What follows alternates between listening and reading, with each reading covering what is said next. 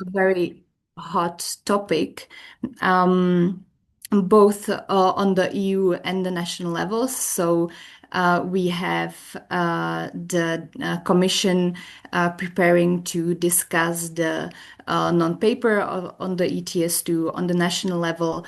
The national social climate plans are still being finalized. And specifically today, we will talk about the perspectives of the Central and Eastern Europe because we see that the backlash and the discussion in these regions is quite heavy and very present. So today on the agenda, we have the presentation of the new study by Victoria Noka from the Oiko Institute. Then we will have a short Q&A, so you will be able to ask questions. And then we have three speakers from the three countries that the study is concentrated on, which is Czechia, Poland, and Bulgaria, to give us their perspectives on the ETS2 and the social climate plans, and on the two key questions of today, and that is who are the vulnerable groups in these countries and what are the policy gaps to address these vulnerable groups. So maybe before we start, few house rules. The session is being recorded. So if you don't want to have your if you want to have your camera off, feel free. The session will be recorded and will be available on YouTube on the channels of Carbon Market Watch and on YouTube. And then for the Q&A, there is a huge number of people here, which I'm very happy about. But to run the session smoothly, I would ask you to put the questions in the chat. Both for the Q&A after Victoria's presentation and for the Q&A after the three perspectives from our speakers at the end. So feel free to put a question in the chat once you think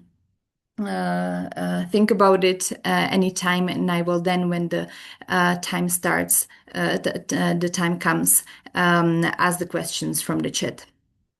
And last but not least, I would also like to thank the Life Effect Project and the whole organization team for the smooth organization and for bringing everything up to this moment where we can finally start to discuss. So that's it from me. And now I would like to welcome here Victoria Noka, a researcher from the Oiko Institute, who has been in charge of the study for the last few months. I think did a great job in answering the question of what are the vulnerable groups and what are the important policy gaps in the CE countries. She's an expert in the Oiko Institute with a long history of concentrating on the energy and transport poverty and the distributional effects of the climate policy, as well as the social climate policy in general. So, Victoria, the floor is yours. You have 20 minutes. Hi, everyone. Thanks very much. Let me get up the presentation, and hopefully you can all see that. Perfect. Yeah, thanks so much for the introduction. I also have to introduce and excuse my colleague Nelly Unger. She was the senior data analyst on this study. If you have very specific questions about how the data analysis works, then I might have to refer you back to her. But she's ill today, unfortunately. So yes, we did the study, social impacts of the ETS2. We were looking at Bulgaria, at Czechia, and Poland. Those were the 3 member states we're looking at. And the objective of the study was to provide an overview of who are these potentially vulnerable groups with regard to the ETS2, specifically focusing on these 3 countries. And we did this on the one hand by looking at data on energy poverty as well as on income and kind of living conditions. And by reviewing the draft social climate plans as far as they were available and carrying out some expert interviews to offer some insights into possible priority groups for further policy development and to identify gaps based on the current plans, kind of not also only looking at the social climate fund and the social climate plans, but also looking at possible kind of ETS2 revenue usage. Now, I'm sure that I don't have to explain in much detail the ETS2 or the Social Climate Fund. I'll just give a brief introduction.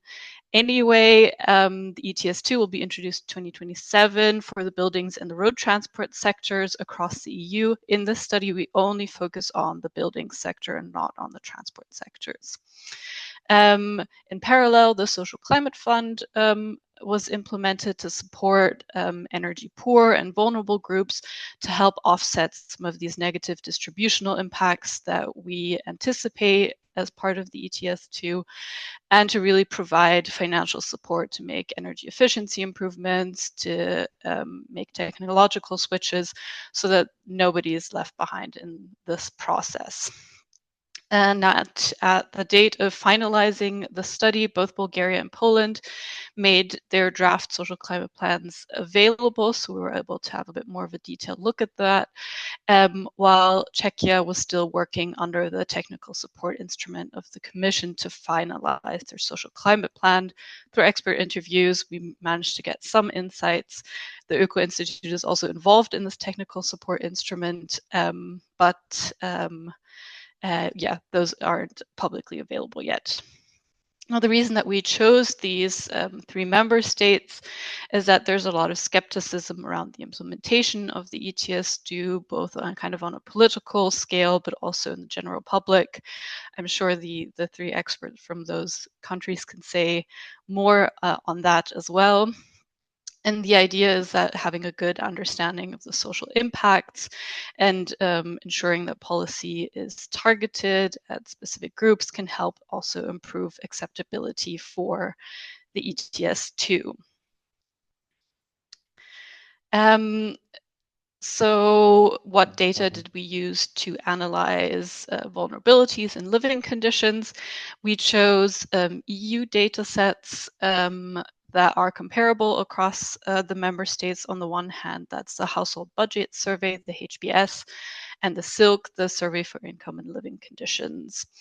Now, the HBS we use to look at both absolute and relative heating expenditures, and where possible, where the data is good enough, to also look at expenditures by fuel type so that we have an idea of what kind of groups, what income groups are spending a lot on fossil fuels. And so we disaggregate that by expenditure quintiles. These are a proxy for income quintiles, and by degree of urbanization as well. Just to note, yes, the HBS data is from 2015. This is kind of common practice at the moment because the 2020 data is seen as not 100% reliable due to COVID. And we used the consumer price index to extrapolate the data to 2023. Now, using the most recent SILC database from 2023, we looked at tenure status and dwelling type by income quintiles, degree of urbanization, and household type. And we also looked at the 2 self-reported energy poverty indicators that we have from SILC, households that report the inability to keep their home adequately warm, and households that report arrears on their utility bills. And we look at those by income quintiles, degree of urbanization, household types, dwelling type. And that's quite a lot of information. So I'm just going to show you a few highlights and some summaries within these 3 countries of this data that helps us to identify kind of very specific groups that might be vulnerable. Okay, so what do we see on this first graph here? We have the mean expenditures on heating in absolute and relative terms. So in the bars, you see that mean expenditures on heating increase with expenditure quintiles. So quintile 1 only spends under 200 euros per year on heating, while it's a lot higher, more than double in the fifth quintile, but the relative share of expenditure spent on heating decreases. What's interesting here is that in the dark blue, we see the expenditures on fossil fuels, and these are generally low across all of the expenditure quintiles. So there's a high level of electrification across quintiles. This is for Bulgaria. So you could look at this data and argue, okay, well, households aren't going to be that effective by the ETS2. But the experts that we spoke to, they really argue that especially solid fuel prices are really closely tied to gas prices. And because energy poverty levels are relatively high anyway, they do expect even households who are currently heating with kind of non-fossil fueled related heat sources will probably be affected. And we also see this reflected in the social climate plan. Now, if we look at the Silk data on households in Bulgaria, the way that we structure it is as follows. So we see that 40% of households in the first income quintile, they report that they're not able to keep their home warm. This is incredibly high. Other member states usually have below 20%.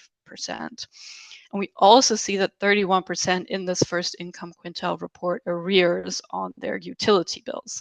So these really poor low-income households are particularly vulnerable in terms of energy poverty. We then also see that in the first income quintile, the majority of households are owners, and the majority of households also live in single-family homes rather than multifamily homes or apartments. So this gives us a little bit of an idea of what this group is like. And so we continue this for different types of vulnerability indicators. 21% of households in rural areas report arrears on their utility bills, which is higher than in urban areas. We also have much higher absolute and relative expenditures in rural areas than in urban areas in Bulgaria. And as probably expected, the majority, almost all of the households living in rural areas, they live in single family homes and they are owners. When we differentiate the energy poverty indicator by household types, we also see single parents kind of reporting high share of arrears more than other household types. And these single parents, you know, they're 30% are tenants, so most of them are owners, but the share of tenants is much higher than in other household groups. And the majority of them also live in multifamily homes. So there might be some correspondence there between tenants, single parents who are tenants and who live in apartment buildings. So this is kind of the kind of data analysis that we did for these three countries. This is Bulgaria. And now I will move on to Czechia. Here we see the same kind of data as the first graph that I showed you for Bulgaria. Here the data quality is a little bit better, so we can differentiate more by fuel types, not just fossil and non-fossil fuels. We see gas, oil, and coal playing a significant role here on the fossil fuel side for all income quintiles. But again, the casual trend or the trend we expect of absolute expenditures increasing across quintiles while the relative cost burdens decrease. The share of gas and oil expenditures in particular is higher in the lowest income quintile, but high overall. And if we do the same kind of analysis by degrees of urbanization rather than expenditure quintiles, we see that 77% of households in sparsely populated areas, that's rural areas, they heat or have heating expenditures related to gas, oil, and coal. So very significant issue in rural areas. Now, once again, we use the Silk data to analysis the households a little bit more. We see 14% in the first income quintile reporting the inability to keep home warm, and this also really high cost burdens and reliance on gas and oil in the lowest quintile. A bit more differentiation here than in Bulgaria. We have really a mix of both tenants and owners in the lowest quintile, and we also have a mix of households that live in multifamily homes and single family homes. So there's a bit more of everything in this group than in Bulgaria. We also see this high fossil fuel related heating expenditures in rural areas. Here, again, a similar trend. 90% of households in rural areas are homeowners, 80% in rural areas live in single family homes. This is quite common across the 3 member states that we looked at. Now, once again, single parents stand out among the types of households, as 15% report the inability to keep their home warm. And here, the majority of single parents live in multifamily homes, and about half are tenants. So this share is, again, a little bit higher than it was in Bulgaria. So a little bit of a different group or different housing situations than those living in rural areas, for example. And finally, what's also really interesting in Czechia, we see that 10% of households that live in small multifamily homes, so small apartment houses, report the inability to keep their home warm, which is much higher than households in any other dwelling type. So if we look at that group in a bit more detail, 84% of households in urban areas live in multifamily homes. So a little bit of a different target group there potentially. And finally, let's look at Poland. Here I show the graph not by expenditure deciles, but by degree of urbanization. And very clearly, we can see here the share of expenditure on coal increasing significantly across into sparsely populated areas, the big gray bulk on the right-hand side of the graph. And the share of heat energy in densely populated, so in urban areas, being very high. That's kind of the reliance on district heating networks in urban areas that plays a really significant role there. And although the HBS data for Poland is unfortunately not very good, additional studies from using national data also show really significant shares of expenditures on coal and gas, again, across all income deciles.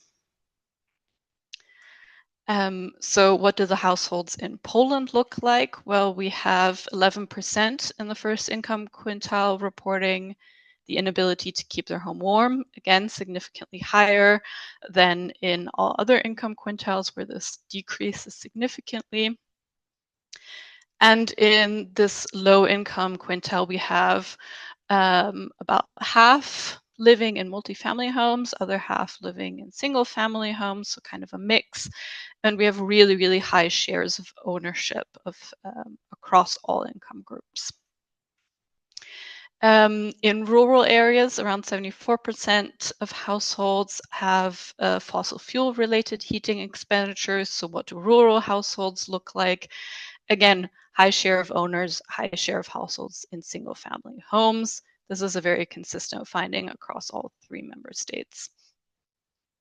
When we look at different household types, we on the one hand, again, have single parents reporting high shares of energy poverty, but also single or one-person households.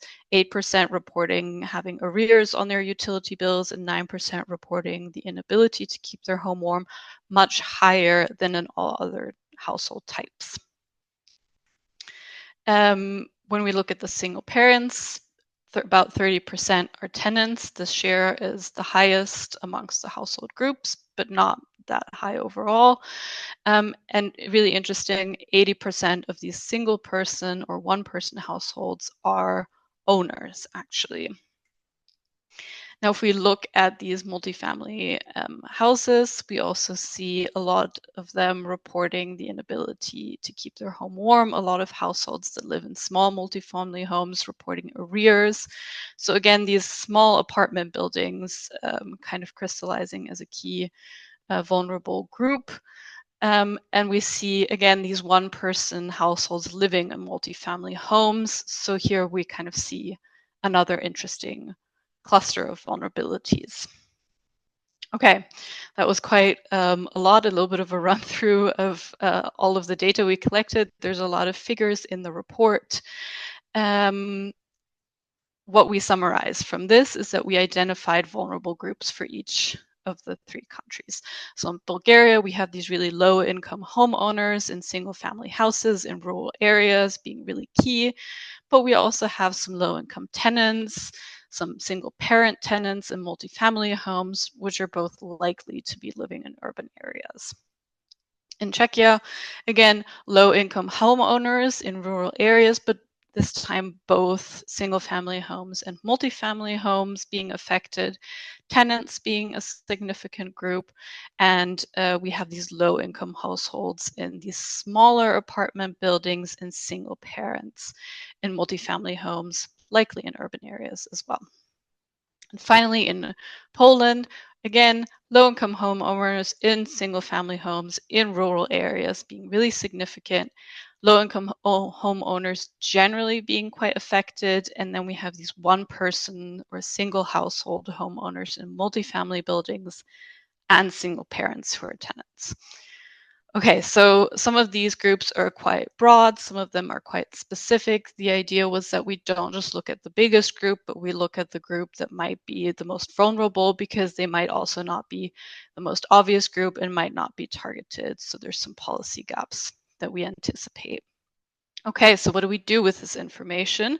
The second step was to look at what's kind of already happening. What are some of the discourses we need to consider when we do policy design?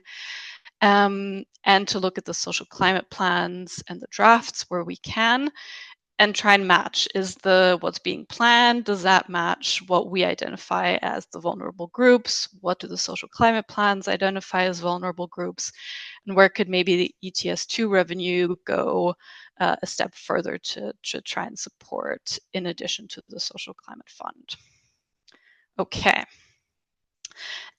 So we have some of the policy dichotomies and current and planned measures that we discuss.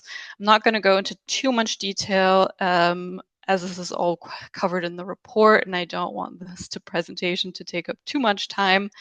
So maybe just to highlight some of the key points. So these are the 4.5 dichotomies that we looked at. First of all, the social climate fund has to be targeted. That's very specific, but the way that we use ETS2 revenues is a little bit more open. We have stipulations that we have to use it for climate and social activities, but there's less regulation than in the social climate fund. So first of all, do we target our interventions or do we offer blanket support? Now, there are studies that show there's a much higher acceptability for carbon taxes, specifically when revenues are allocated within the tax domain, when portions are earmarked for low-income households, or when they include targeted compensations. So there's a lot speaking for kind of being targeted in some way, not even just to vulnerable groups, but potentially also targeting interventions there where the energy efficiency savings could be the highest. Second question, do we then finance deep retrofitting or renovations, energy efficiency measures, or do we offer direct financial compensation? Again, the Social Climate Fund is quite clear on how much can be spent on direct financial compensation. It's about 1/3 of the funds available. The rest have to go into energy efficiency. But there are some studies that show direct financial transfers, they tend to have higher favorability amongst those who are opponents of carbon taxes. Some studies show this, others are not so clear. So there is a little bit of an idea. Do we offer direct financial compensation to specific groups, even through ETS2 revenues? But that would kind of defeat the point of the ETS2. So obviously, retrofitting, renovations, energy efficiency investments are absolutely necessary to ensure long-term resilience of households, to ensure that households are able to take part in the transformation process, and that the ETS2 as a climate instrument is working. Then we go on to thinking, okay, well, do we finance these kind of really deep renovations, retrofitting measures, or do we actually also focus on low intervention measures? We find that primarily the draft social climate plans in these 3 countries have focused on extensive renovation programs. These are, however, likely to need financing beyond the Social Climate Fund. And these deep renovations, they are costly, they're time intensive, they can be difficult for households to manage. So it's important that you have kind of additional low intervention measures. These could be advisory programs, informational campaigns, small retrofitting programs, for example, the exchange of electrical appliances or of exchange of windows, things like that, to have kind of uncomplicated support to support vulnerable households as well. I'll give Sorry some to examples. interrupt you, Victoria. Yeah. I just wanted to let you know that you have about 1 minute, but don't worry. Okay, but I'm almost there for the 3 countries. Finally, we look at this idea: do we focus on multifamily homes or on single-family homes? And the idea of this landlord-tenant dilemma. We saw from the data there's quite a lot of owners in these vulnerable groups and overall in the 3 countries, but there are few groups of tenants that might need very targeted support. So very quickly, let me show you the way that we analyzed the policy gaps. So here at the top for Bulgaria, you see the 3 groups we identified, and on the left, you see the programs that were written into the draft social climate plans. And just to highlight a few things, there's a targeted renovation program for multifamily buildings. 2/3 of the funding in the building sector is going into this program, which is interesting because low-income homeowners in small family houses were identified as a main group. And although there is a warm homes program, that's only receiving very limited funding at the moment. So there's a bit of a mismatch in the funding. There is some availability to do renovations in these multifamily buildings, but only for owners. There's currently no provisions on how to deal with tenants. So there's some tension there in the groups that we identified and in the way that funding is being allocated. We also see a program on energy efficient appliances being exchanged, which is an interesting low intervention measure as well. In Czechia, we have the New Green Savings Light program, which is a continuation of the New Green Savings program, which has been running for a few years. This is kind of the flagship program. It's not specifically targeted at single-family homes or multifamily homes. Both can profit, so that's quite a well-targeted program. And we also have a targeted renovation program of apartment buildings where provisions are planned for landlords, such as rental contract rules, that are part of the eligibility criteria, which is really positive to see for tenant groups. And finally, in Poland, we have an interesting way of focusing the direct financial support. It's only targeted at low-income pensioners currently who are reliant on fossil fuels, which is really closing the group, the vulnerable group down, and doesn't really match with what we found in our data in terms of targeting. And their clean air program is considered the flagship program. There, it's targeted at single family homes, which is good because that's one of the main groups that we also identified. And then we have some kind of additional municipal housing programs, which could potentially support tenants as well, and some advisory programs, which are an important additional measure to supporting vulnerable households. Really key here, low-income homeowners in multifamily homes are not being addressed at all currently in the Polish Social Climate Plan, a real gap in the plan as we see it. Okay, so to come to the end, so we have some time for questions. These are some of the general policy recommendations that we formulated based on these findings and on these gaps. It's a lot more detail in the study if you're interested.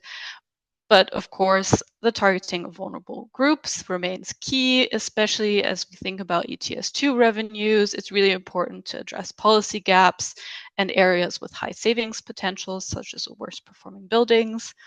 Policy design absolutely needs to consider the current housing situations of vulnerable households. We already see a lot of that in the social climate plans, which is great, but really thinking about how to allocate funds to support tenants, or kind of this focus between single family and multifamily homes. There are potentially some adjustments needed.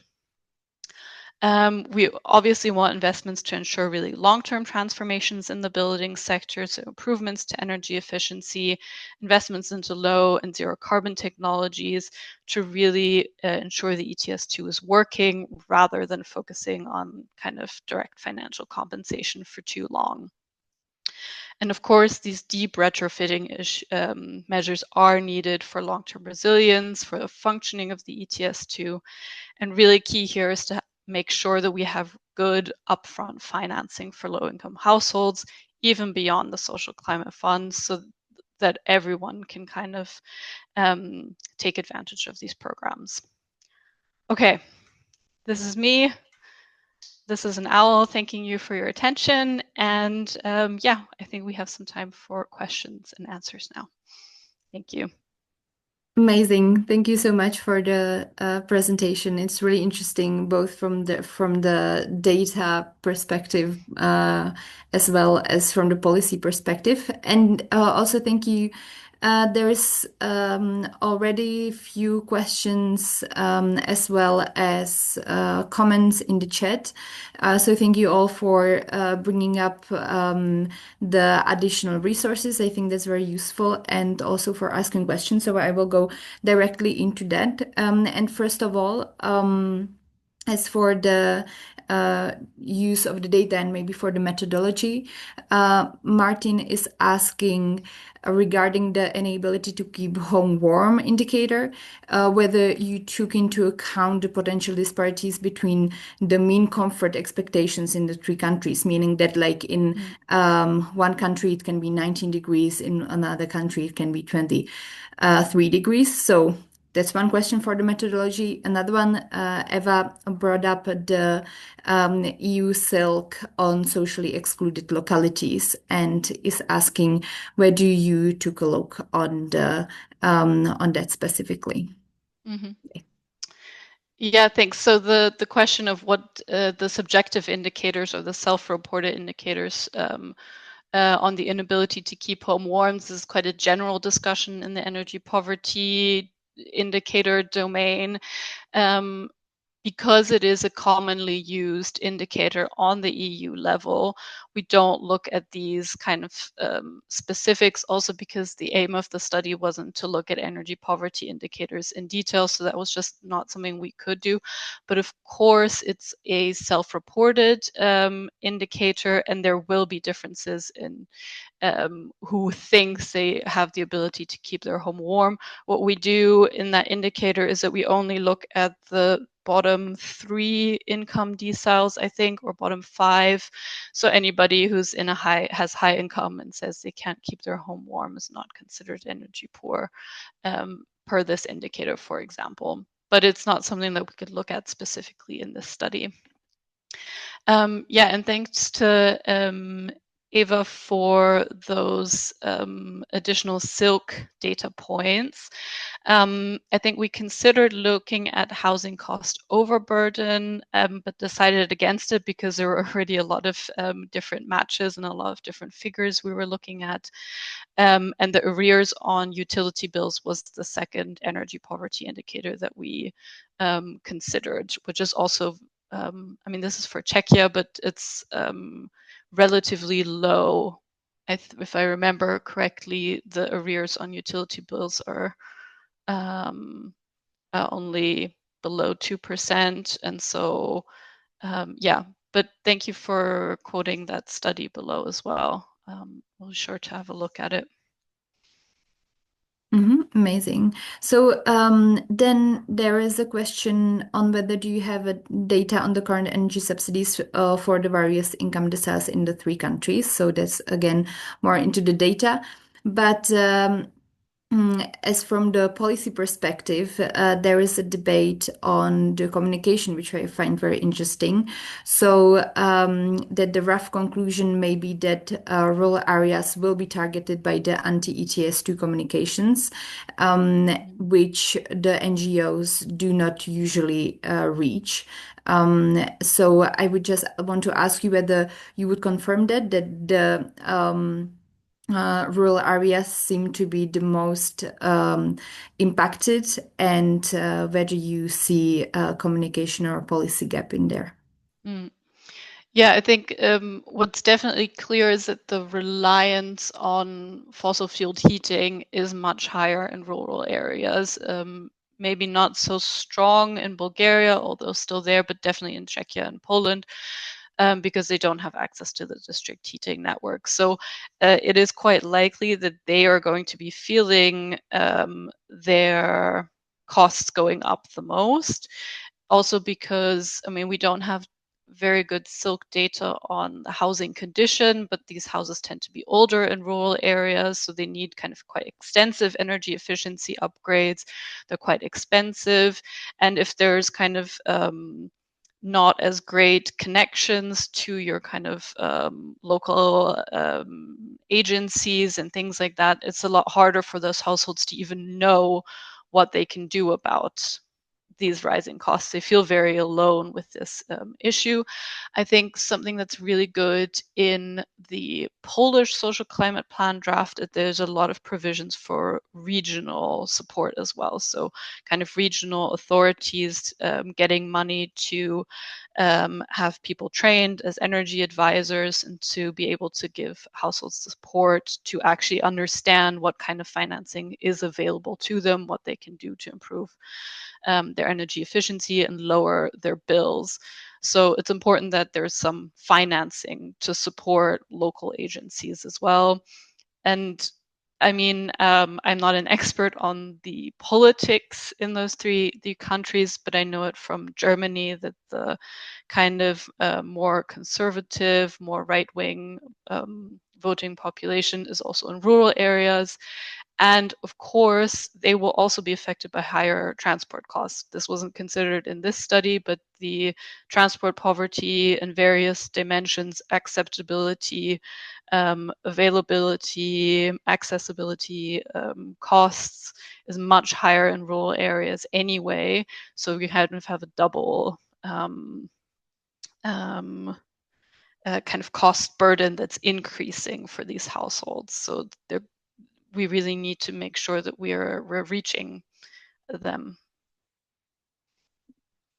Thank you for this, both for the question and for the answer. I mean, I think it's a very important issue to concentrate on. So I would like to close the Q&A. We will still have one more, so feel free to still write your questions or comments or other links to resources to the chat. I think that's very useful. Also to kind of connect across the CE regions and to share the insights. Thank you, Victoria, for the study and for the presentation. It was very insightful.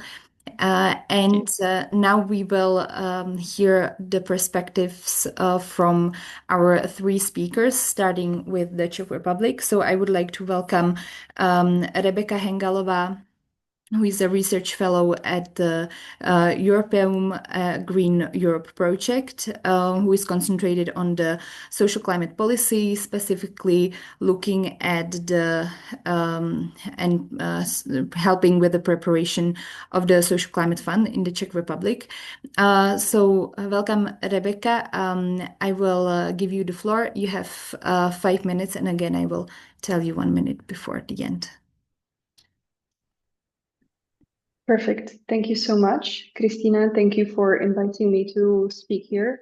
I have purposefully titled my part of the presentation Implementation or Stagnation, Avoiding the ETS2 in Czechia, because I wanted to very briefly highlight how much the current Czech government and opposition are resisting the implementation of ETS2.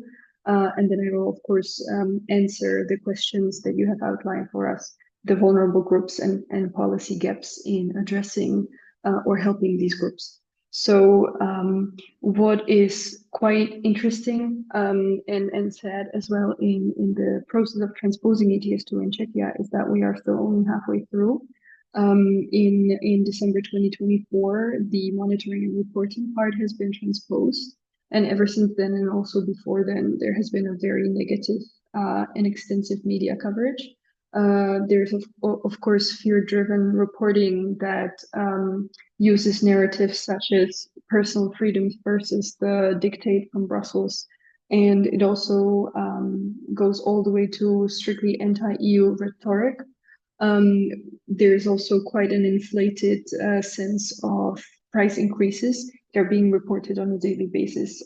For those of you that speak Czech or may be really interested and want to go to this link, to this graph and translate it in your browser, I've linked a very interesting study that actually highlights how much the respective goods would be more expensive, by how much they would be more expensive. You have already mentioned briefly the Czech non-paper that was delivered to the Commission, so I think we can skip that because there is no news to my knowledge. I hope at least some of you will have smiled because of this horrible picture. This is the expectation after our parliamentary elections in October 2025, so in 2 to 3 weeks. The most likely outcome is that the former Prime Minister Andrej Babiš will win again. His party is quite populist and definitely right-wing. So the possible outcomes are either that the ETS2 will be deemed the former government's mistake, and then the Prime Minister will pretend that he has negotiated the amounts under the Social Climate Fund for Czechia as a compensation, or ETS2 is going to continue to not be implemented, further ignoring Czechia's commitment to EU climate policy. So those are quite negative outcomes. Perhaps not surprising to some of you. I saw some Czech names in the chat. Who will be most affected by ETS2 and arguably also not by ETS2, by not transposing it and not benefiting from the revenues of emission trading? I've divided these groups into housing and transport. The study presented by Victoria was focused mostly on housing. However, I focus mostly on transport poverty. So perhaps your questions can go in that direction, should you have any. When it comes to housing, of course, the most at-risk and vulnerable groups, as has already been outlined, are renters and seniors, and particularly widowed senior women living in single-family homes. That comes out of data available in Czech Republic because they are unable to pay the bills for heating. When it comes to transport poverty, it's surprisingly not really seniors, but it's young families with small children. They are either like 2 adults or 1 minute, Rebecca. single family homes. And we can see a lot of transport poverty, especially on the inner peripheries of the 14 regions that comprise the Czech Republic. As was already mentioned in the Q&A, The main risk is the continued disenfranchisement of these groups that are most likely to be targeted and susceptible to populist narratives, as we see, for instance, with the motorist party. And there's some information on the Czech climate plan that you can read perhaps later if you're interested. What is important to mention is that the current Czech government is scrambling to deliver this to the Commission, who claims that they will not even open it and review it because we haven't adopted ETS2 fully.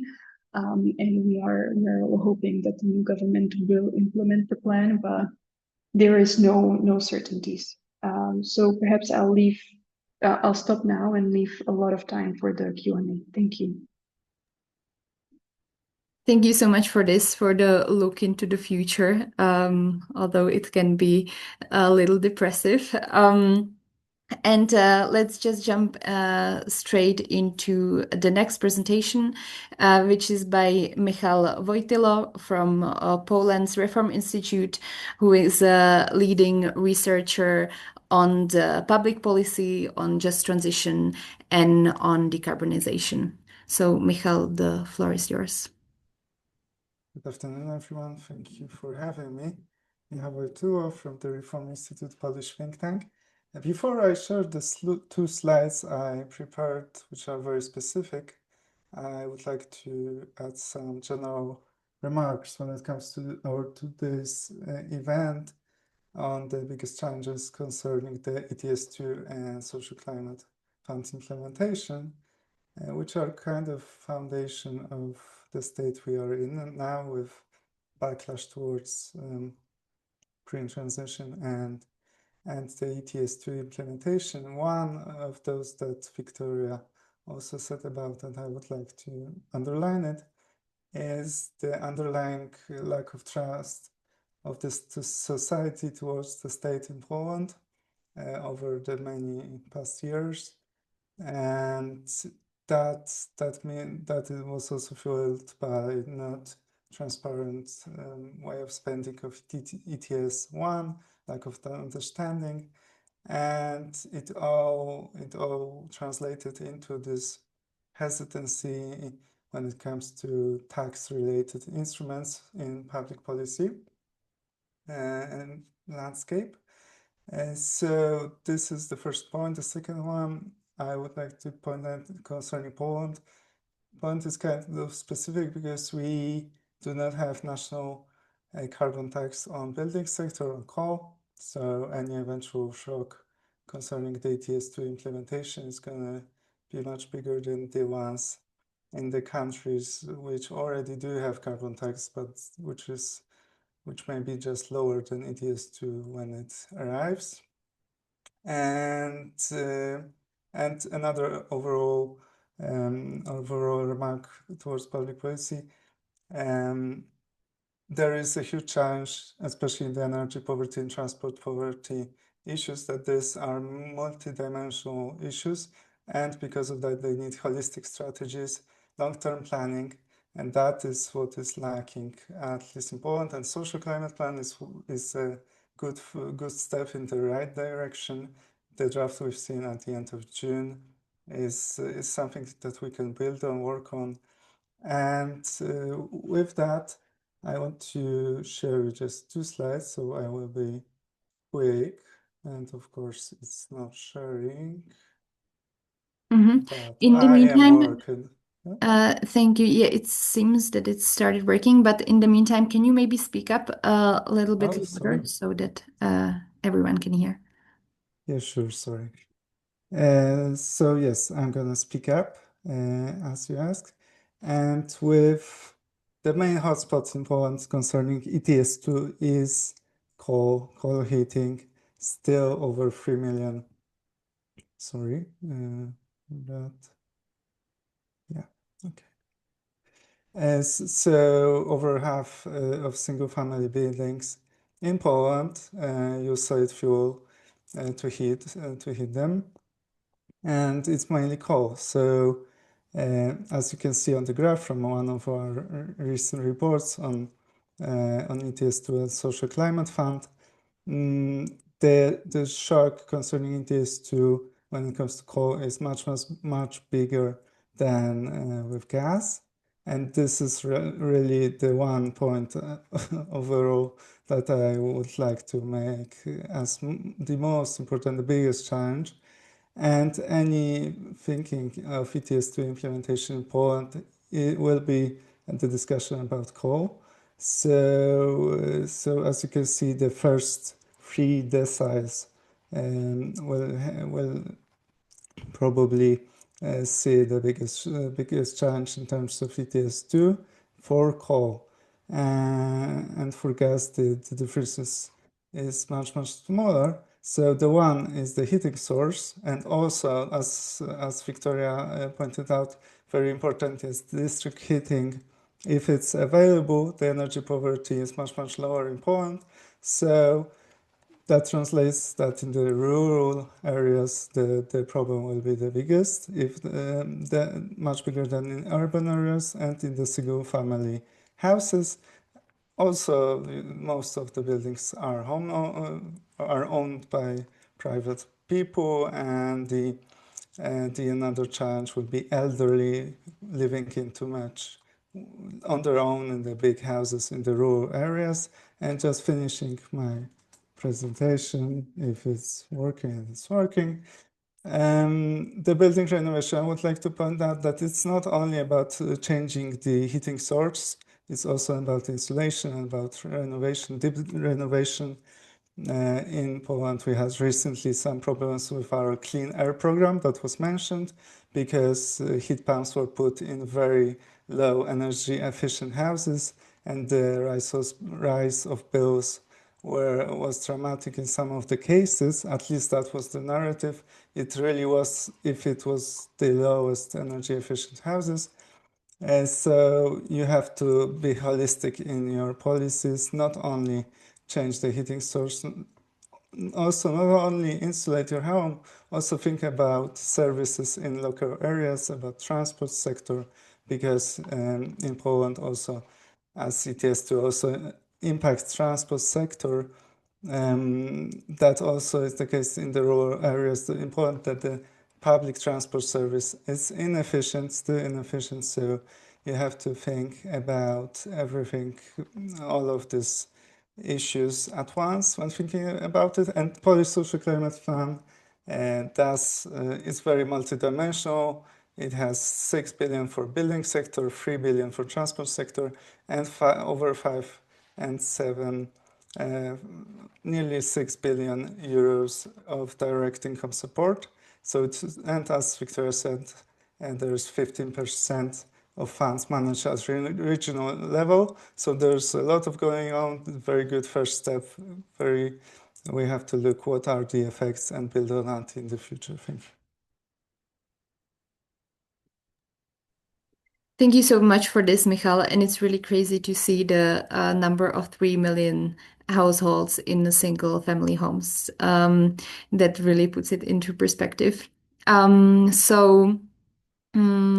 Let's jump to the presentation of our last speaker, and that is Sviatoslav Stoikov from the Zazemiata, the Friends of the Earth, Bulgaria, who is the project coordinator of the Building Renovation and Clean Heating Program, and also an energy efficiency expert. The floor is yours. Hello, everyone, and thank you for the opportunity to participate in this event. I don't have a presentation, but briefly I will summarize what is going on with the social climate plan and the ETS2 implementation in Bulgaria. So the thing is that I will start with the household energy use. As it was mentioned in the study, Bulgaria is largely electrified, and the percentage of natural gas and coal, it's relatively small. So natural gas consists of something like 4%, less than 4%, and coal usage of around 5% in the household energy use. Firewood, it's something very important for Bulgaria. So a bit more than 1/3 of all the households in Bulgaria are heating themselves with firewood. So maybe we can talk about this in the Q&A session. But the scale of the challenge is quite big. So we have 93% of the Bulgarian buildings, they do not meet the energy efficiency standards and requirements that we have right now. And although we have a definition of energy poverty, there is still no working mechanism to identify energy poor and affected households. So a clear national definition and methodology, a clear national methodology is urgently needed to avoid arbitrary criteria set by individual municipalities. So a little bit about the multifamily building program in the social climate plan. So there is a proposed scheme again, which includes including 100% public funding for all households in a small number of selected buildings. So the thing is that this universal approach is quite unfair. Limited resources are going. The limited resources should target only socially vulnerable and energy poor households, which is not most probably going to be the case. And without proper mechanism to identify the energy poor, support risk going to the households that do not need it. So, and currently, which is really important, the municipalities in Bulgaria are tasked with identifying the buildings with high shares of energy poor households, but they lack the data and capacity to do so. So the thing is that some kind of national methodology should be built. And the plan foresees support for 25,000 vulnerable households, while the real number is over 1 million. This is only for the multifamily buildings. And we have something like 60,000 multifamily buildings in need of renovation in Bulgaria. And basically the plan in this part risks inefficient spending of public resources. This is what we are seeing right now. And for the single family buildings, the warm home measure, which was mentioned in the presentation, for the first time, we have a program for single family buildings, which is a little bit more targeted. And it includes 12,000 homes out of 1.3 million single family buildings. But again, the grants risks not going to households that really need the support. Municipalities lack the capacity to implement in most of the cases, and beneficiaries lacking technical supports and help with applications for households. There is no one-stop shop plan for the program. So again, with our quite bad mechanisms for application, it risks to exclude a large number of people. And some positive elements is a voucher scheme that we have for efficient cooking appliances, that it's included in the social climate plan, which is a positive, but it's too limited. And the inclusion of energy communities, it's also really interesting. But there is a 50% co-financing requirement, which basically excludes the energy poor who wants to be part of it.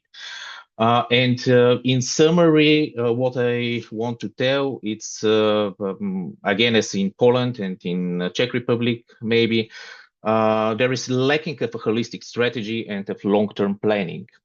And the identification that you made, basically, it's correct in my opinion, and a really big support is needed for rural areas and for single-family homes in rural areas, and also for tenants in multifamily buildings. But the thing is that the funding for multifamily buildings, it's going only to the owners and not to the tenants. So it's a little bit unclear what is going to happen. So Bulgaria's the social climate plan for Bulgaria still faces major gaps, and the biggest issue maybe is that the ETS2 has not been transposed nationally yet, and the public awareness of the ETS2 and its link to the social climate fund remains very low. So either the social climate plan or nor the ETS2, it's really known. So there is not a lot of media coverage in the country happening around this issue. And what is really important, it's also that the experts stress that the proper studies and clear methodologies for identifying vulnerable households must be finalized before the final approval of the social climate plan, which is something really important. Yes, I mentioned that there are also some positive elements, the warm homes program, which is really limited, but it's a good start, and the efficient cooking equipment voucher scheme, plus the first inclusion of the energy communities. So in conclusion, what I can say is that we have maybe a triple challenge, that weak targeting of vulnerable groups, it's present in Bulgaria. We have a huge stock of unrenovated buildings, and funding basically favors stronger municipalities. Funding, we don't have a regional balance, so regional allocation, and basically the stronger municipalities who have built one-stop shops, for example, in the past, they are clearly going to receive the most benefits of the plan. Of course, there are opportunities, but if targeting is improved and transparency is ensured, so the plan can move closer to its promise, basically to leave no one behind. But what I can say is that the ETS2, it's not really well known, and its effect in the media in Bulgaria, which is maybe a little bit different than in the other countries. Thank you so much, and thank you also for bringing the positive examples. I think that's very needed.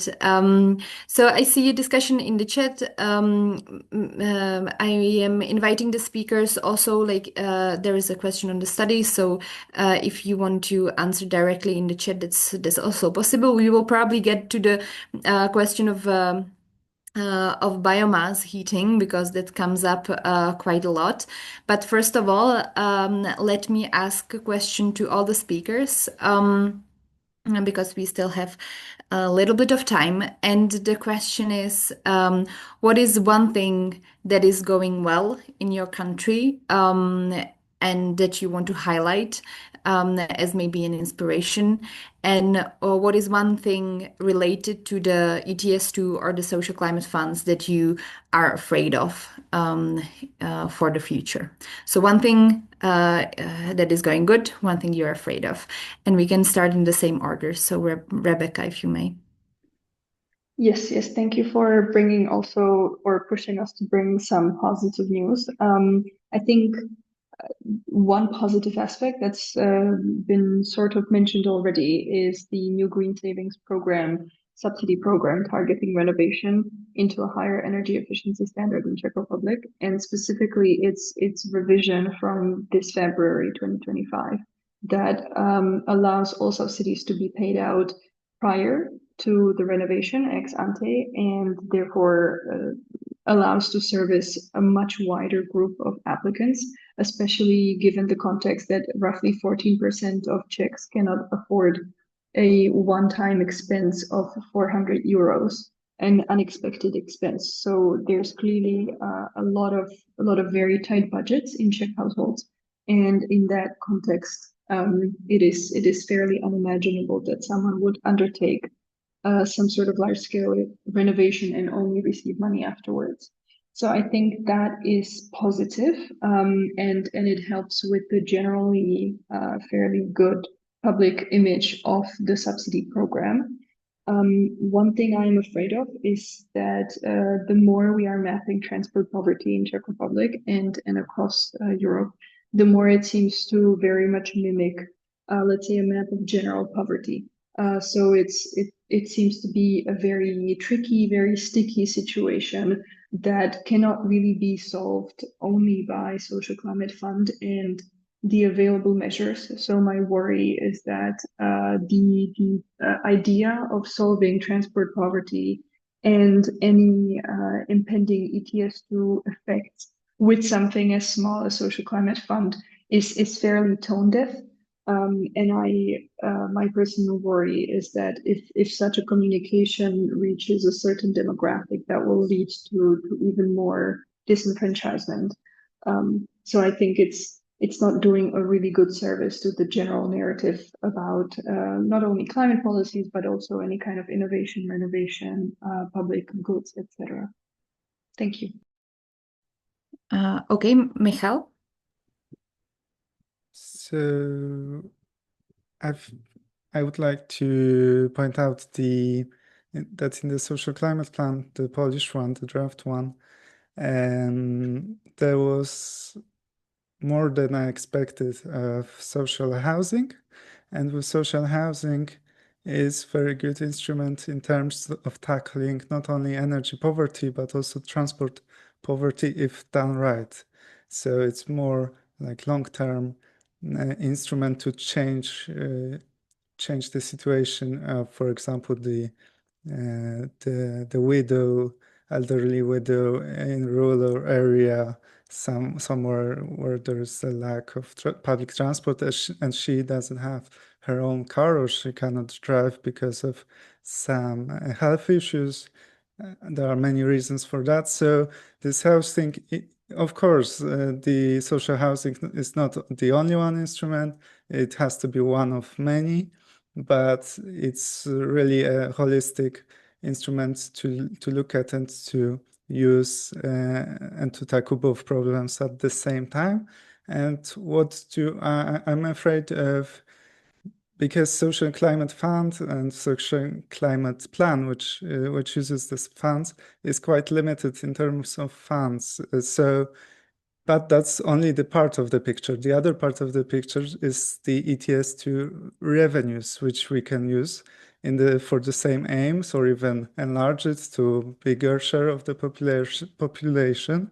And my worry is that the ETS2 revenues are not going to be used for the ones that need it the most, but they're going to be used for some other instruments that do not target well the energy and transport poor population. Thank you. And lastly, Svetoslav. Yes, I will start with the positive thing. For me, it is the voucher scheme that we are seeing in the plan, the voucher scheme for efficient cooking appliances. But my opinion is that it has a potential to be improved, to be enlarged, with including maybe solar thermal or balcony scale, small scale PV installations, and a few other appliances. It is a good start, and I see it as a huge positive. And also the public opinion of the voucher scheme, it's quite good in Bulgaria. So it is time that we test it. And what I really worry, it's the thing that I mentioned. It is the allocation of funding. So the thing is that how to make sure that the money are going to the people who actually need them, without a clear methodology for identifying energy poor households. This is the biggest thing that I can see, because for example, in one multifamily building, when there are, I don't know, 100 apartments, for example, and 10 energy poor households, the case is in Bulgaria that the rest 90 apartments are going to benefit 100% of this funding. So they're going to benefit at the same scale as the people who cannot afford the measures. So this is my biggest worry right now. Yes, it is super important, and it also ties to the discussion mentioned in the report of the conflicts maybe between the investment and the direct support, or the deep renovations or the shallow renovations, as well as the kind of conflict between that was mentioned in the chat between supporting the energy efficiency measures or directing the attention more towards the changing of the heat source, even if the energy efficiency is not on the highest level. So these are all very important conflicts that I see in the countries that you can comment on. But coming back to the Q&A, I wanted to bring up a question asked before, maybe to all of our AT participants still. There was a question whether you know about any lessons learned on the communication following the backlash of the Green Deal. So if there is any resources or suggestions on that, that was the questions from the chat. But maybe to our speakers, and Victoria, feel free to also comment. I wanted to ask you about the direct payments. What is your perspective on the direct compensations, and is it something that is planned in your country? Yeah, I think there's a lot of discussion whether direct compensation. I mean, we have the Klimabonus, which was in place in Austria. There's a big discussion on the Klimageld in Germany still happening, which I think for a while there was a lot of kind of push towards these things because there's a bit of a question of how would the distributional mechanism of this work. I think that's kind of the main issue there. How do you decide who gets it and how do you get that money to them? It's not as easy, especially when you have kind of strong data protection laws in place. The thing is, those kinds of measures, they're very, very expensive. So as has been said in the chat, if we want to fund something like this, it has to come through ETS2 revenues. I think personally, those kinds of measures can have a positive impact if they're targeted and if they're limited in the time frame that they're applied. So we know that they can improve acceptability and they can be kind of a good instrument to show people that we're kind of paying back some of the income from the ETS2, but also the studies are not 100% clear whether there is such a high acceptability, whether the effect is really that great that it's worth spending all of this money on this instrument. It's money that we're using not using for something else, right? I think this is the question. Is it useful enough? Is the effect of improving acceptability within the general public or really supporting vulnerable households by supporting them financially? Is that really going to work in the way that we want it to work versus putting that money into energy efficiency investments? I personally think that it's not going to work long term because once you start subsidizing energy prices, it's very hard to take that back. So once you start doing it, you're kind of stuck with it a lot of the time. I think it's probably not where the majority of the financial focus should go, in my opinion. All the others, do you agree, disagree? Anything to add? Maybe I can just add a little bit for Bulgaria, because the thing is that for quite a long time we have a thing called the winter subsidy scheme, which is running year after year, and it is supporting vulnerable households, giving them a certain amount of money in order to buy firewood, mostly for the winter. And the thing is that what we are seeing in this program, it's that year after year, the same households are being supported. So the thing is that they're just being given money for firewood to, I don't know, to get over the winter somehow, to manage. But the thing is that they are not being targeted for any kind of energy efficiency improvements. So their situation stays the same year after year. So this is something that we have to think of with the direct payments. If it's going to work long term, how we can basically remove the people from the group of energy poor. If I may add a few sentences, what I think is an interesting perspective that you have very skillfully crafted within the three speakers that we have here today is a certain cultural background. I think in post-communist countries, it's far less acceptable to even consider direct income support that would not be earmarked for a specific cause or for a specific group, the same way that was the case in Austria and Germany. At least in the discussions about transport poverty and measures tackling that at the Czech Ministry of Environment, the discussion immediately turned into, and forgive my phrasing, but should poor people go to the cinema, for instance? So that really was quite eye-opening.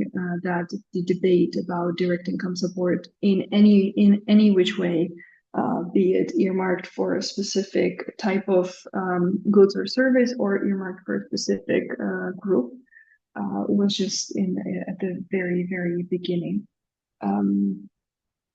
Yeah, I just wanted to bring that up, that there are clearly very cultural and specific differences.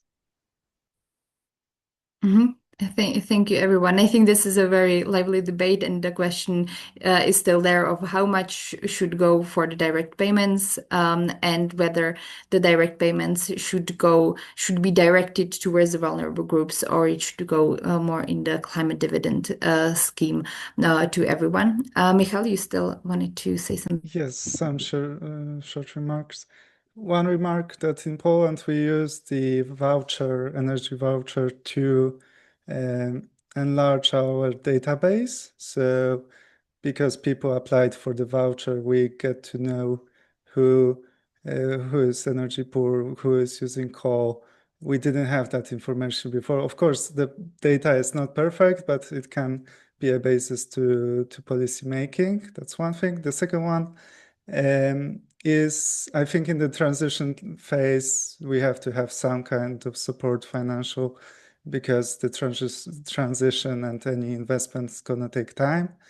And the third point, I think controversially maybe, that as Sviatoslav said, there shouldn't, I mean, this case of putting money for firewood, or in Poland putting money for coal, for people to buy coal, it would be better for some universal direct financial support, so they do not have to buy coal or wood for that. They can buy some other services and target them in terms of their income, in terms of their heating source.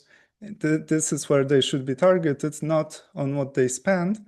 And also that brings in the other dimensions, such as transport poverty. So someone may have enough money to pay for coal, but doesn't, with transport, it's easier to neglect transport, to move less because you don't have money. But then you can buy a ticket for a bus to see your family, and that decreases also transport poverty if you do not have this necessity to buy coal or any other fossil fuel. Okay, thank you for the lively debate here and in the chat as well.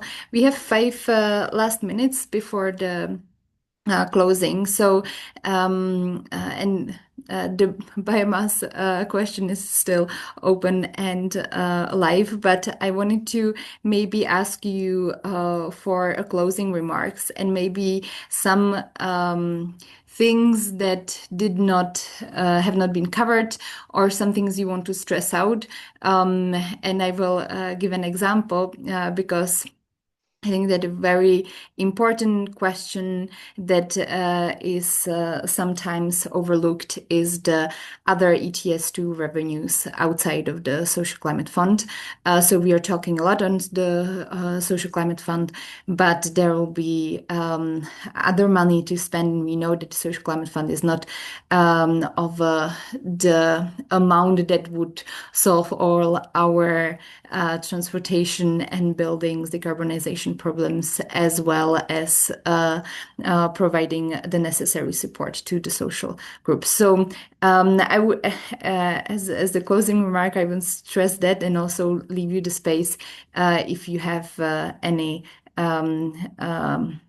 things to add towards the end. And you can go as you like.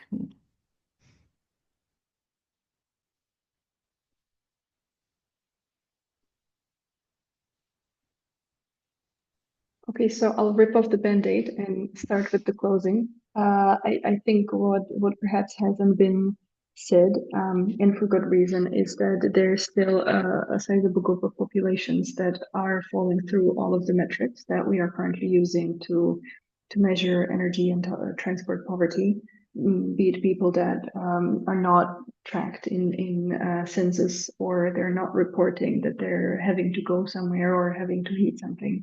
And there's, of course, questions of their further socioeconomic status, and perhaps those could be accounted for when it comes to coming up with ways to invest ETS2 revenues. So not just strictly groups of people that are affected by ETS2 increase in prices, but in general, vulnerable parts of society. I think in Czech Republic there's ground on which we can build to expand and make more flexible the system of public transport with on-demand transport and also shared micromobility. But I think we still have ways to go, especially when it comes to the mapping of who are these people that we are saying we are trying to help. So that is a big open question that remains for me. Thank you so much for having me. Thank you, Rebecca.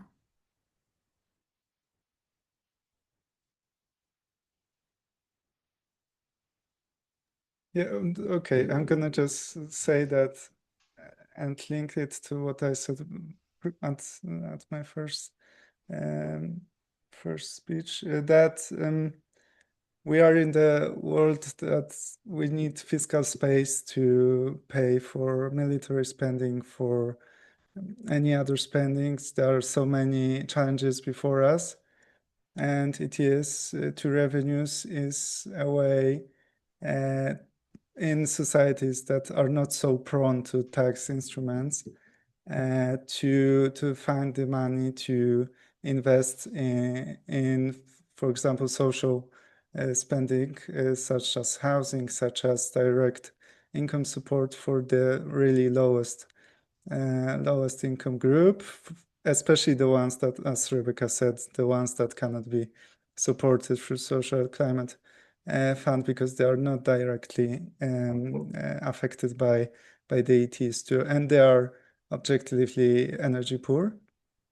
And it's also a way, and the need for Poland in terms of renovation is so huge that it's really hard to see how the government, how the state is gonna finance it without any new additional inflow of funds. Of course, I think there's at least some of it should be some more about co-financing the private investment, so it's more effective. But overall, there is a need for additional funds, for public spending, also to leverage the private market to bring this renovation wave to a success, because that is one of the biggest challenges, I think, in terms of where are we now in Poland. Thank you. Yes, so final remarks from my side too.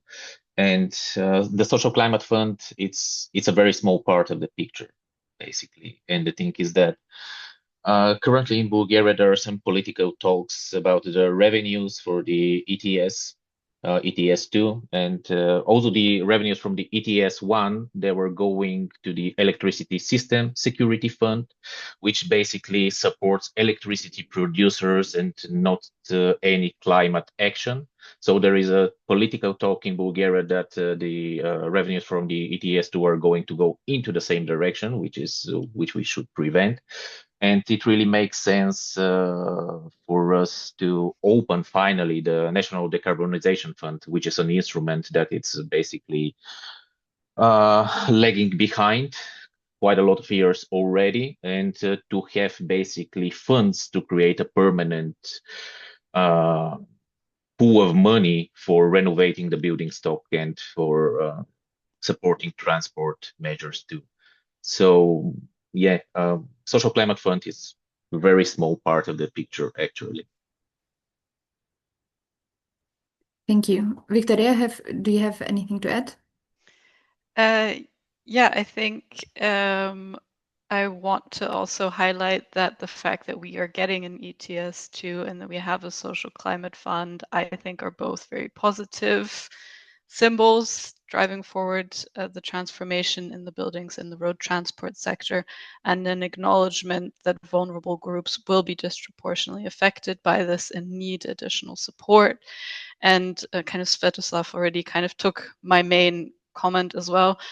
Yes, there will be a lot of ETS2 revenues. Yes, they technically have to be allocated in a certain way, but we know from ETS1 revenue reporting that it is very unclear and very hard to track where money is actually going, how it's actually being invested, and that I think it's a really important push from NGOs, from the research community, from the political side to ensure the ETS2 revenues are being used as they should be used and not drowning in some program, in some fund somewhere where we don't know exactly what it is doing. And I think that will be the next big challenge.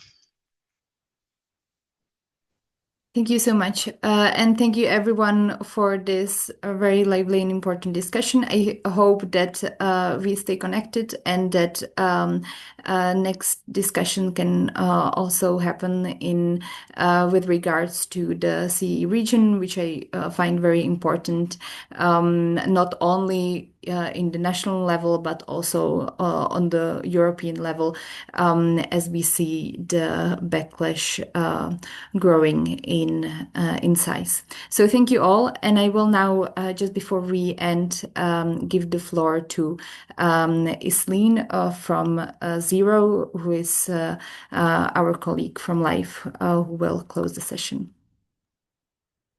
Hello, everyone. Thank you again, speakers, for your inputs, and was a really interesting presentation. Thank you, Christina, for helping with the moderation and also organizing the session. My last remark is basically for all of you, if you can take a time and also fill the form that I just shared here in the chat, and also I send by mail when I send all the presentations, to help us to make the next ETS talk better, and also to see your feedback from this session. So also, thank you very much, and keep tuned to also share, follow our project Life Effect. And thank you very much for participating again. Have a nice week. Okay, and it seems we are ending exactly on time. Yes. So looking forward for the presentation and for looking at the resources. Stay tuned and have a nice day. Bye. Bye.